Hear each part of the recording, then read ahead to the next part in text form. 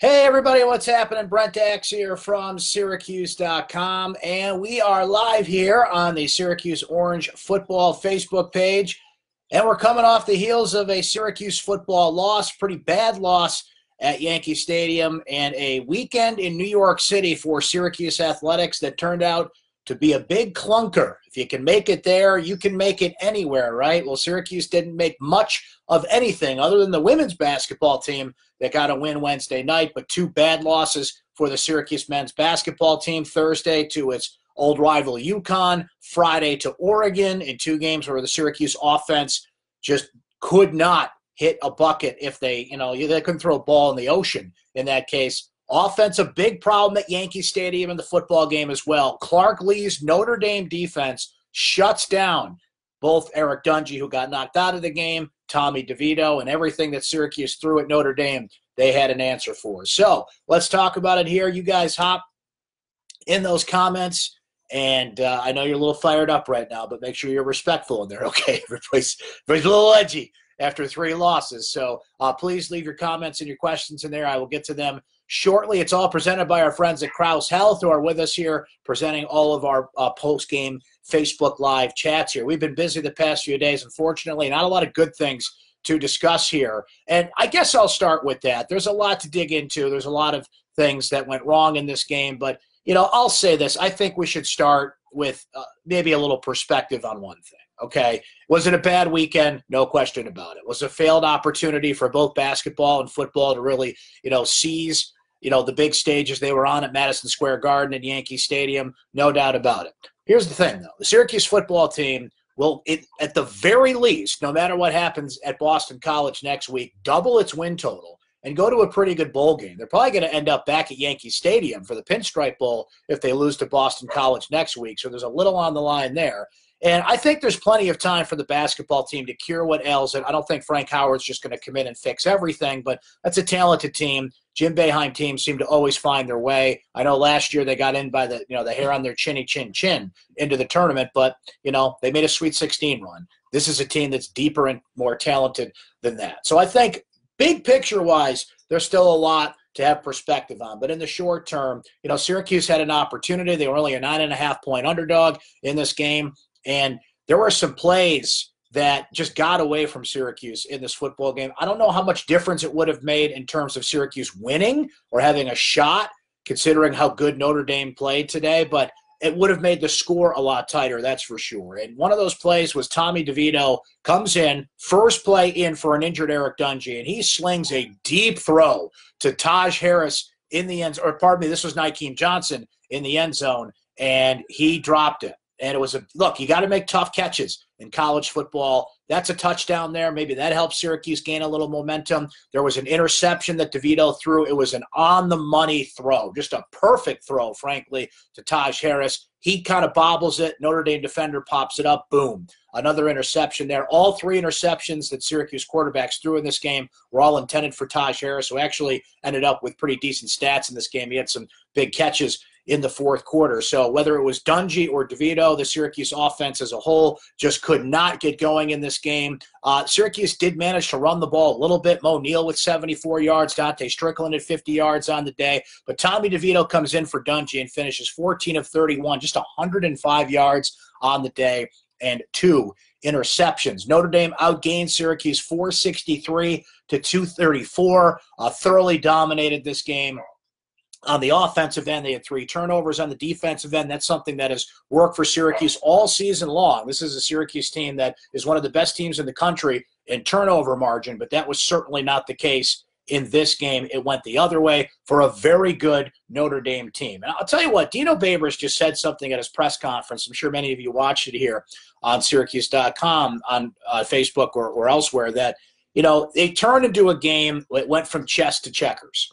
And that's something that I really made the point about throughout the week on social media. I talked about it on my radio show as well. And Dino referenced the Clemson game as well. Both Clemson and Notre Dame were games that went from chess to checkers, meaning you're not going to outsmart teams. You just got to beat them mano-a-mano. And my concern throughout the week was that Dungy was facing one of the best pass rushers in college football, that this game felt a lot like Clemson, and the throws had to be on the money. You needed big help from your running game and a lot of help from your defense. Well, Eric Dungy goes down. And you hate to see that. You hate to see that anytime, but you particularly hate to see that for a kid that has lost plenty of games due to injury, yet has set all kinds of Syracuse football records. It's his senior year. His job was challenged by Devito earlier in the season. He gets it back emphatically in the NC State game.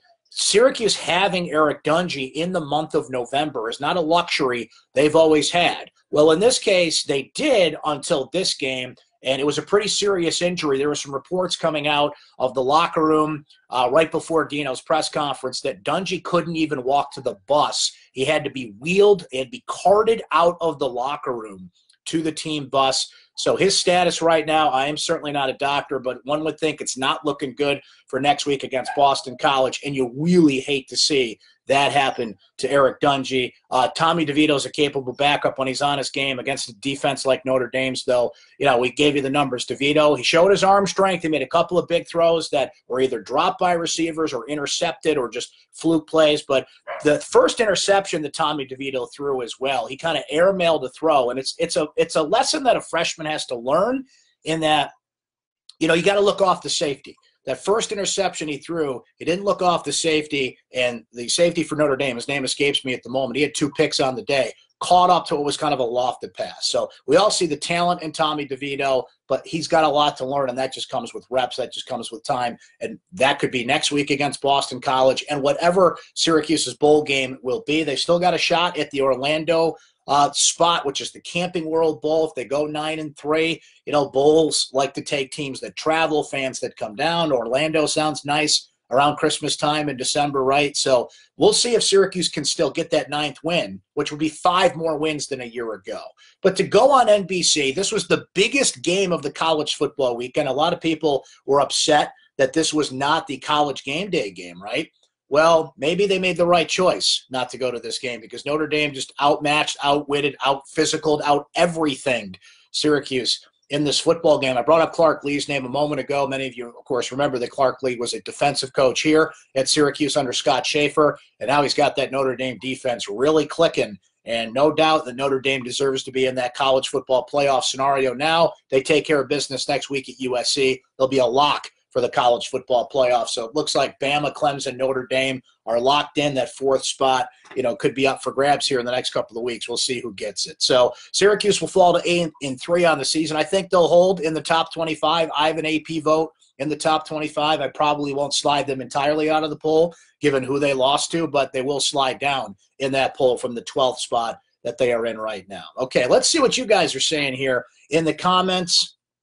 Go on through, see what you guys have to say about this one here. John Boardman says the offense horrible. Notre Dame actually should have scored 50+. Notre Dame just kicked the Oranges' butt, I will say. It's that basic. John, you bring up a good point in this way, and that is that the final score was 36-3 in this game, right? But there were several possessions in the first half that Notre Dame either got just by driving up the field. As you know, we'll throw Ian Book's stats at you here as we describe it here. Ian Book, 23 of 37. 292, 2 touchdowns on the day. Dexter Williams, 13 carries, 74 yards. He had 2 touchdowns on the day, 1 receiving, 1 on the rushing end. Boykin, Notre Dame's big receiver, 7 catches, 76 yards. Claypool at 98 yards on the day and a couple of touchdowns as well. So, look, Notre Dame was moving up the field, but there was times in the first half of this game that they were only getting field goals. They only cashed in 10 points off the Syracuse turnovers. You're saying to yourself, man, as much as Notre Dame's dominating here, they're doing everything they could to keep Syracuse in this game. And obviously Syracuse just could not cash in those opportunities as the game went along here. So, look, woulda, coulda, shoulda. The final score is 36-3. That's what everybody will remember. But it absolutely could have been 50-3, the way Notre Dame was playing and all the opportunities that they had. The Syracuse defense managed to salvage a few possessions out there before, you know, kind of the floodgates open and Notre Dame took over. Dan mentioning that, wow, New York City not friendly to Syracuse this week. At least we could say it took 11 weeks before they had a really bad game. That's true, Dan, because it's funny. The other 2 losses that Syracuse has are Clemson and Pittsburgh.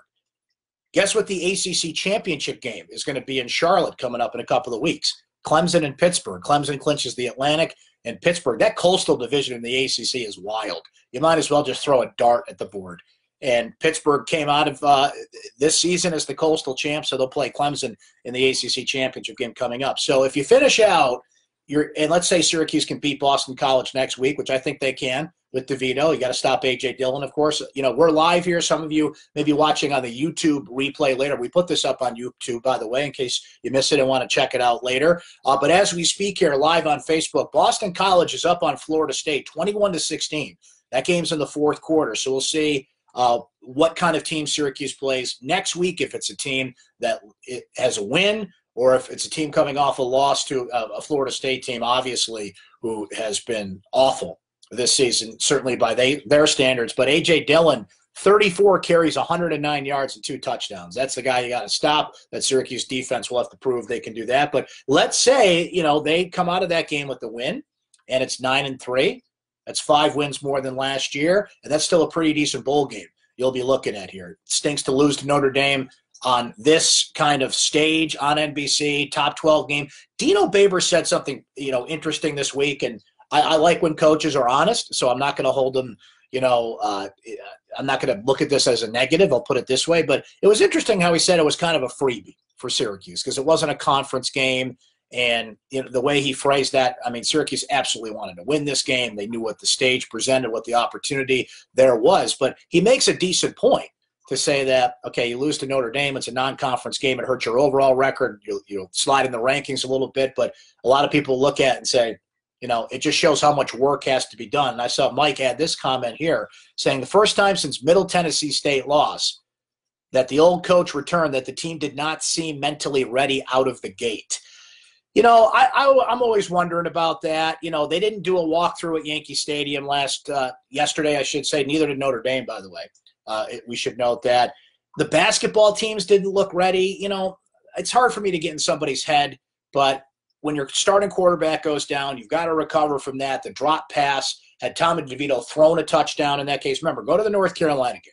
Dungy comes out, and DeVito came in slinging. He threw a touchdown pass almost immediately, and it kind of lifted the spirits of the team. They were ready for this game. They prepped the same way. They watched the film the same way. There was a little more national attention on this game. So, you can look at it that way, but not mentally ready. Sometimes you just lose. And, someone else brought it up in the comments earlier. Yeah, Dan brought it up that it took 11 weeks for Syracuse to look really bad. Even in the Clemson game, it came down to the fourth quarter. The Pittsburgh game went to overtime. This was the first game all season that Syracuse was thoroughly dominated. So I guess you look at it that way. Anthony's saying, hey, Brent, we faced a good team. We see Clemson every year. This was different. We have a long ways to go, but I'll take this season.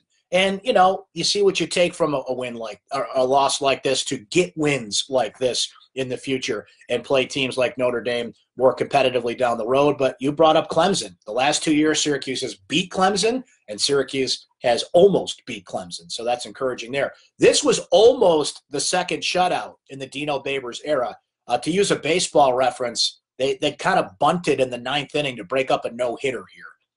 You put the field goal unit on the field with, 15 seconds to go just to break up the shutout? No, come on. What are we doing there? Earlier in the game, Syracuse put Andre Schmidt on the field, and he hit the upright. And I kind of thought that was the football gods punishing Syracuse for doing that. But Schmidt ends up coming in, and let the record show they were not shut out. But Anthony brought up Clemson. That's the only shutout in the Babers era. Was 2 years ago at Clemson, also a game that Eric Dungy was knocked out of. And that's, look, football's football. It's a rough game. It was a weird injury for Dungy because it was a quarterback keep, and he came out of the huddle. He was limping. You could see he was definitely uncomfortable. He tried to go up to, under center and just fell backwards. He lost control of what he was doing, and he was holding his lower back, and when they were walking him off the field, a trainer was kind of separating his shoulder pads from his jersey in his lower back. And then we mentioned some reports coming out I saw on Twitter from a lot of SU reporters that are there that saw Eric Dungy had to be carted to the team bus. He couldn't even walk there. So you're kind of thinking, anybody got a medical degree watching right now? What's kind of a lower back thing? He was kind of holding right here. My wife's had some back trouble, as a matter of fact, and she said, what's that, L4, L5 on the vertebrae chart? I'm getting way out of my league here. I am not Dr. Axe by any stretch, but I'd be very surprised if Dungy played next week. What his status will be for the bowl game beyond that, we'll see. We know how teams, and Syracuse University in particular is a private school. They only give you as much information as they really want to. They're very private about that kind of thing. So in Dungy's injuries in the past, you've kind of had to do cloak and dagger to really figure out what they were and what they are. So we'll see what it is in this case. But it looks pretty serious. He did not come back out on the field in the second half and had to be helped to the team bus afterwards. Somebody brought up the kidney situation. Yeah, it could be that. I don't know. I don't want to speculate, but one way or the other, it looked pretty serious. Couple other things in this game, and look, the scoreboard far outweighs anything that happened here, but boy, there were some bad calls in this game. A lot of people saying, did Notre Dame not only book Yankee Stadium as a home game, but bring their own officials? There was a play on the sideline in the second half. It was right at the beginning of the second half when maybe this thing was still within reach, that it appeared Syracuse had a strip right on the sideline inbounds. And it was a big play because instead of getting the ball back, and maybe, I don't know, again, I don't think they would have won this game, but maybe the score is a little bit more competitive. You get a little better play in the second half. So instead of that, they got a 15-yard penalty on the other end of that, and it kind of led to Notre Dame going down the field. There was a play where Tommy Devito fumbled the football. And anybody who's watching this game, who's watched football for 5 minutes, knows the ground can't cause the fumble. That's Syracuse ball, right? Like, you got to see that in real time. All of us see it in real time. They had to go review it. Officials in college football, and we're starting to see in college basketball too, they just know that they're going to review a lot of these things anyway. So I think they just kind of check out. I'm like, yeah, they'll just review it anyway, right? So, I mean, officiating, again, is way, way down the list of reasons that Syracuse lost this game. It's not even a reason that Syracuse lost this game. I think it was notable enough to bring up, though, because there were a few calls that didn't go Syracuse's way, or in one case did, where you're just like, what's going on here? And it just, continues to show the kind of the sad state of officiating in college football. It's not a conspiracy theory. People love conspiracy theories and all that. I know I just joked about it there, but it's just bad officiating, and we continue to see it, unfortunately, at a high level. Rob saying the first pass to Nykeem Johnson, pass interference as well. Right on mark there, Rob. I'm glad you brought that up. I forgot to mention that. I think it absolutely was. And that's, again, we're talking in a time in the game when Syracuse still has a shot to at least maybe make it a closer game. The way Notre Dame played, the way Book threw the football, the way that defense played in particular, this was not Syracuse's day to win. So I don't want to imply that they would have won had some of these calls gone one way or the other, but it certainly would have been a closer game than 36-3 and not the embarrassing effort that it turned into for Syracuse. Greg saying not concerned, still think higher quality recruits will give Syracuse a second look. Glad there's a bowl this year, and while we still have Boston College, I'm already getting even more excited about next year. David noting, I think that first pass from Devito, the receiver had but couldn't finish, could have changed the game if that was a touchdown. I just go back to when DeVito threw the touchdown almost immediately when he came into the North Carolina game. Now, that's North Carolina. It's not Notre Dame. But, you take the crowd out of it, the offense gets rolling, all of a sudden, things start to look bigger, plays start to get made. Momentum's a funny thing in football for sure. One thing that was pretty uncharacteristic about Syracuse in this game was third downs. And again, Ian Book was great, but Syracuse's third down defense has been pretty good this year. Now, Notre Dame finished 6 of 15 overall, so there were some plays kind of late in the game that didn't go their way, but they had some big third down conversions. Those are things that Syracuse usually clamps down on. Syracuse only had 3 penalties in this game, so I guess you get kind of an attaboy for that.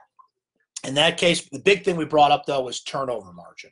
And there was one turnover, as I mentioned, they didn't give Syracuse that they really should have.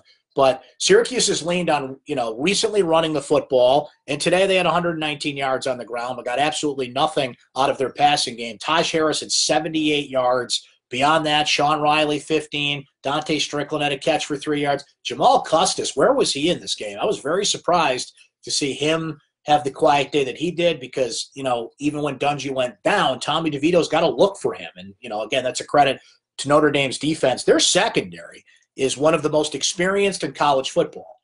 So a lot of what I'm saying here speaks to how good Notre Dame's defense is. But, there's a lot of uncharacteristic things for Syracuse in this game. So you know what? You kind of lick your wounds, you move on. It's not a conference loss. You get Boston College next week for a chance to go 9-3. And that'd be pretty darn good. Yeah, the basketball team looked pretty bad this weekend. but I have a hard time believing this team with that much talent, with O'Shea Brissett, with Elijah Hughes.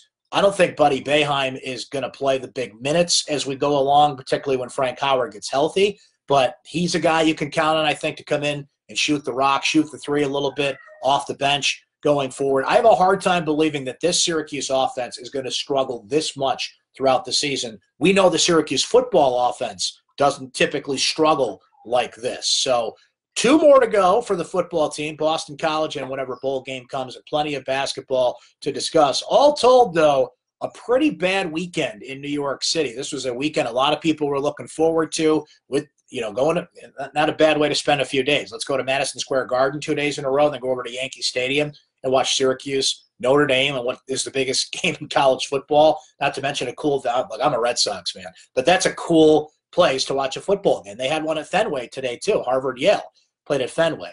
So, yeah, you didn't get your money's worth there. So, you're still in New York City. So there's plenty to do.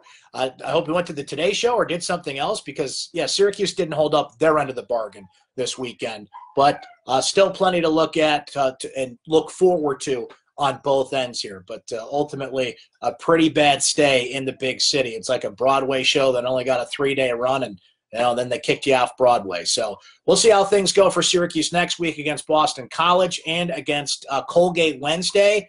See if that Orange Hoops team can get back on track as well. In the meantime, thanks for hanging with us here on Facebook Live. Really appreciate that. We'll be back with you. I don't think are we doing a basketball one? If we do a basketball one, you'll see me here Wednesday night after the Colgate game. I'm not sure about that. If we're going to be doing Facebook Live for Colgate, but we're doing plenty of Syracuse basketball Facebook Lives throughout the season. We will be back here after the Boston College game next week for football. Thanks for hanging with me the past few days, by the way. It's been pretty busy, 3 days in a row. It's been great talking to you. Please read my recap on syracuse.com. That'll be out tomorrow morning. All the great coverage from Yankee Stadium, Nate Mink and Stephen Bailey and Chris Carlson, Dennis Nett, Scott Schild on the photos and video as well. Plenty of coverage to come on that tonight and tomorrow. And enjoy the rest of your weekend, okay? We'll be back at it next time here on Facebook Live, presented by Krause Health.